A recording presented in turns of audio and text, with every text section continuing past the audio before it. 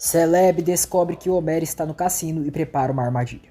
Homer vence o jogo e se despede de seus companheiros de mesa. Começa um tiroteio no cassino e todos se desesperam. Os bandidos tentam matar Homer a todo custo. O celular dele cai durante a confusão. Homer foge do cassino, recebe um tiro de raspão e os homens saem para persegui-lo. Ruia chega à casa de Homer e toca a campainha.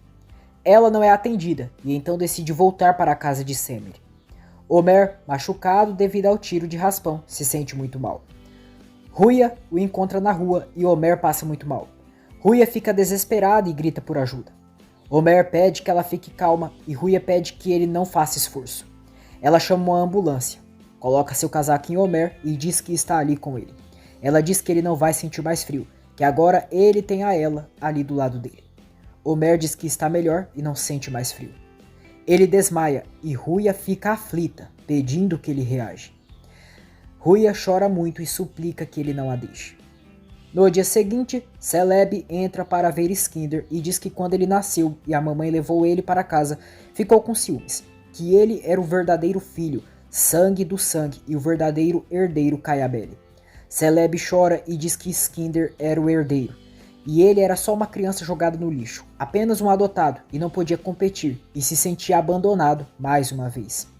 Celeb sofre ao se lembrar de sua origem e diz a Skinder que ninguém pode abandoná-lo, nem mesmo ele. Semer está no hospital para a consulta. Celeb chega ali e diz: "Querida, eu não queria que você ficasse sozinha em um dia tão importante." Semer ri e diz: "É claro, hoje é o meu dia mais feliz." Celeb diz que esperança é uma coisa boa, mas está triste por ela sonhar tão alto, mas quando ela cair, vai sentir muita dor. Semer diz que dessa vez não, porque não irá desistir.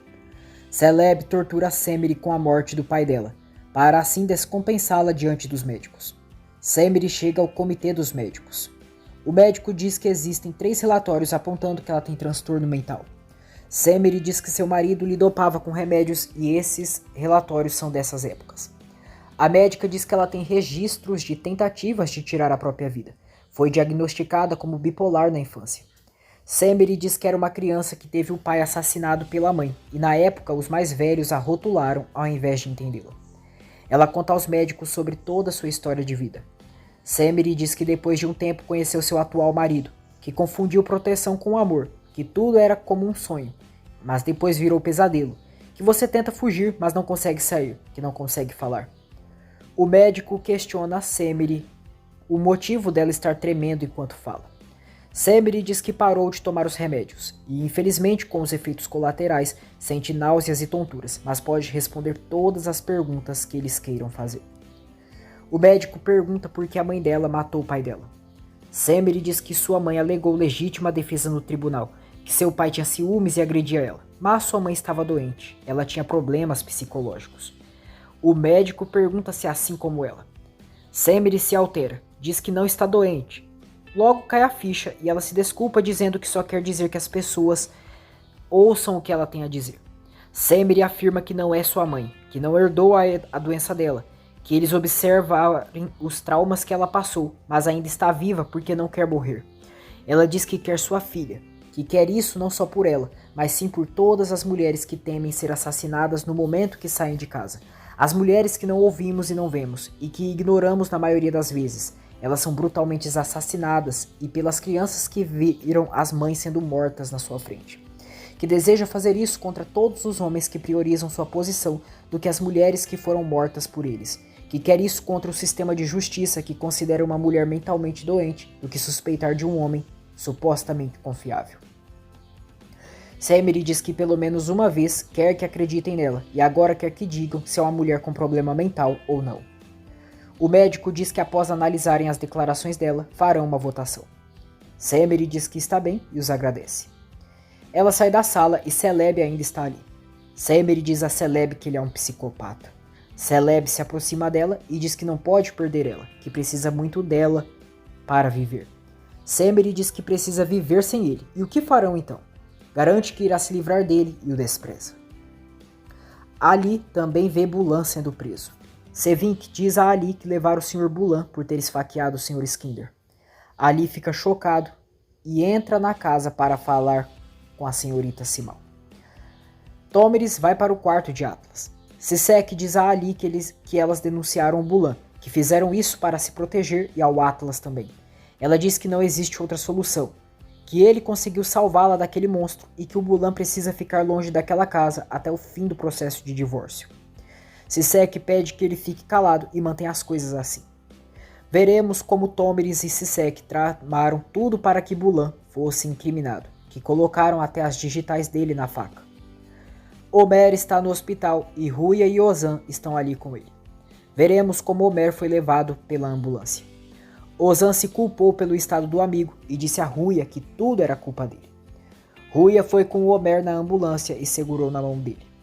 De volta à atualidade, Homer já está fora de perigo e acorda. Ele vê Ruya e diz: "Princesa, é bom ver você. Eu vi você no meu sonho." Ruya sorri e pergunta se ele está bem. Homer diz que está bem e que felizmente não morreu. Ozan pergunta ao amigo o que aconteceu. Homer diz que estava quase saindo com o dinheiro quando foram atacados na casa de jogos. Ozan pergunta se ele conhecia aquelas pessoas. Homer diz que nunca viu, que apontaram a arma para ele e atiraram, e não foi bala perdida.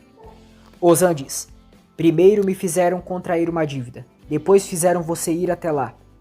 Homer diz que foi o Celeb que fez isso, e Ruya fica chocada. O médico informa a Semire que já voltaram, e ela pode pegar o resultado amanhã. Semire diz a Celeb que o relatório está pronto e ele não tem o poder de mudar o resultado. Celeb sorri e diz que não veio para alterar o resultado, e sim para ela conferir. Skinder acorda e Ulia está com ele. Ele pergunta o que aconteceu. Ulia diz que ele foi atacado, que o Bulan esfaqueou ele na casa da Tomiris. Skinder se recorda de quando estava indo ao encontro de Simal e foi esfaqueado. Ele se recorda de ter visto o rosto de Ali. Skinder não entende nada. Logo ele começa a ficar mal e diz à mãe que viu quem esfaqueou ele. Ulia pede que ele se acalme, que a polícia já prendeu o Bulan.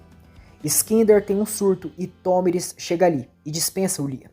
Ela aplica sedante nele e Skinder diz à médica que viu quem esfaqueou ele. Tomiris pede que ele diga à polícia que não viu quem foi a pessoa que o esfaqueou. Skinder diz que quem esfaqueou ele foi o Ali, mas logo adormece. Depois, o policial pergunta a Tomiris quando podem interrogar o Skinder. Tomiris diz que ele está dormindo, sob efeito da medicação, e que quando acordar em algumas horas, poderão interrogá-lo. Tomiris se afasta, liga para Sisek e diz que o Skinder acordou e viu o Ali e sabe de tudo. Sisek diz que não vai deixar o Ali ir para a prisão. Tomiris diz que tem um policial na porta e só pode atrasar mais algumas horas no máximo. Sisek pede que ela confie nela. Ruya recebe uma ligação de Simal, que é Sisek, e ela diz que o Skinder viu o Ali e pede que Ruya faça alguma coisa, que ela precisa impedi-lo.